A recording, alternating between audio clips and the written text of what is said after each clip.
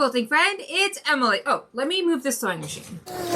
One of the huge benefits to getting the sewing machine out of the way, I am gonna show you my quilt. Wow, can I just say how amazing you are? Yesterday, I sent out an email asking for your input in what we should do for this month's, December's, Quilting Your Legacy Monthly Challenge, and I received an overwhelming response as to what you guys wanted to do. And seriously, you are the best. So, drum roll please. Brrrr.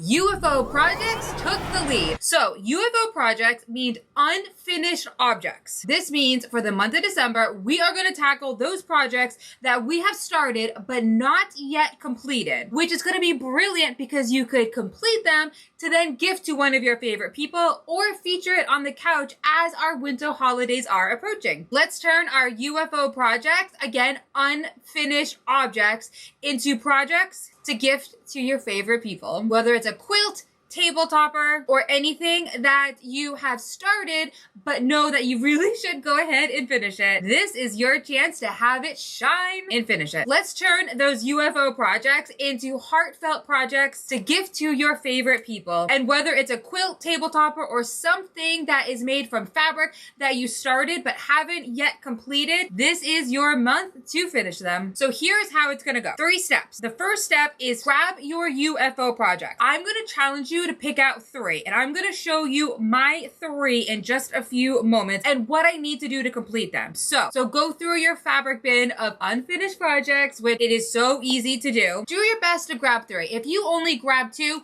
no problem at all. If you grab 3 and you only complete 1 out of the entire month, we are going to celebrate you no matter what. After you have found your 3 projects, again, if it's 2, not a problem. If it's more than that, great. Let's have some inspiration. Next, we are going to take a photo. Now, when you take your photo, you're going to upload it to our free Facebook page, Quilting Your Legacy Monthly Challenge. Go into that group, upload your photo. That way we can all see the before while we get excited to see the after and completed project. So those are the 3 steps. Step 1, find your projects. Step 2, take photos of them. Step 3, upload them onto the Facebook group. That way we can check out to see what you are about to accomplish.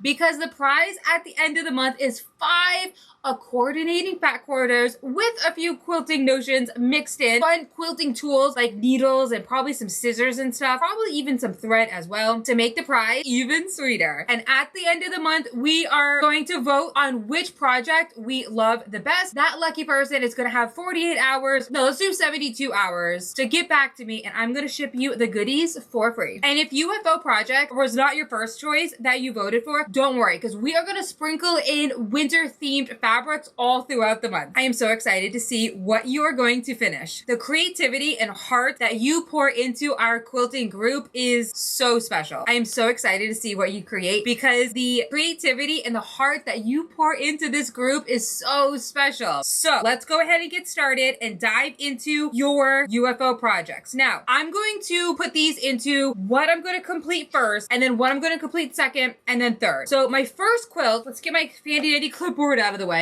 My first quilt, okay, so I grabbed my projects in 3s. So I'm going to show you my first project that I really want to get finished first. And many of you are probably going to recognize this because not only did we have this fabric and kits for sale at the Norton House, which I'm sure many of you know, but I had a retail store located in Wilmington, Vermont, a fabric store that my grandma started. Goodness gracious. At this point, it would have been like, I don't know, 59 years, probably 60 years. Oh my God. It's amazing how time goes by. But after inheriting the fabric store, which we should probably have a conversation about this, about 3 years ago, my husband, Nathan, passed away, and I just had to close the store down because I don't know. I just couldn't handle life, I guess, for lack of better words. Anyways, so this is a quilt and kit that many of you probably have. And if you do, take this as your sign to complete it. This is called May Day. It is a Villa Rosa pattern, and I got it machine quilted. So all I need to do is bind it. Now, I have 2 different options to bind it because I'm just gonna pick it up a little bit. Wheel my way back closer to you. So because I had the lady stitch all the way around the edge, as you know, there's a few different ways to bind. the way that my grandma taught me to bind was have your backing an inch all the way around, fold it over once, so that'll give it a half of an inch, fold it over one more time, and that's gonna create a quarter of an inch. So I very well might do that going all the way around, or I might do the traditional 2.5 inch binding and then zip it all around, making sure that we have our mitered corners.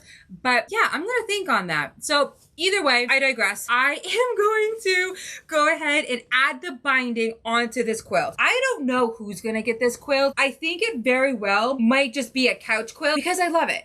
And not only was it so much fun to make, but we sold a lot of these quilt kits in the retail store. So yeah, I would love to know if you have one also. And again, I'm gonna use it as like a nice little blankie as I finish up this video. Okay, so the second thing, which I cannot wait to finish this, not to mention I really plan on just sitting and watching Love Island or The Bachelor or something very, very silly. So this is a red work project. My grandma loved red work, as many of you know. I made this in honor of her. Now what I did was, this is from Jack Dempsey. I don't think I have any of these patterns left, but it's stamped. So all I did was embroider on top of the stamped artwork. And then I chose to, let's see if we can get a nice close up here.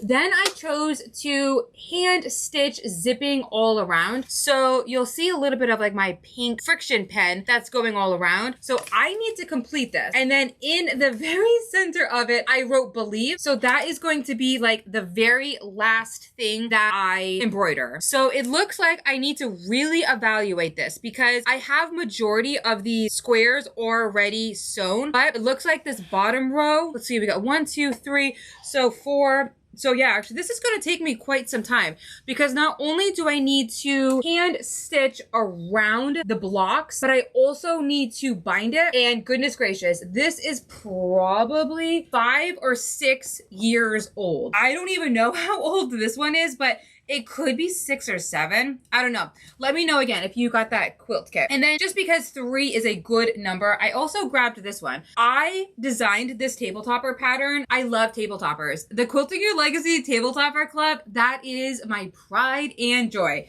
So one of the months that we did, I don't remember when. This must have been like 4 years ago, 3 years ago. I strongly feel like we should do this again because, I don't know, it's so stinking cute and we should do this for February. So we've got a heart in the center and you'll notice that I have already started to do my hand stitching. I did use the water soluble blue pen. So that's what you see there. That's kind of like where I am stitching. So this one, I kind of need to evaluate to make sure that I got all of my stitching done. It looks like on this block I did, but in that center block right here, going all the way around, I need to get that stitch. And then it's just a matter of adding on my binding. But this particular one, the way that my grandma taught me how to bind is exactly how I did this. So I cut an inch away from the backing, because again, that's my backing. So we're just gonna fold it right over.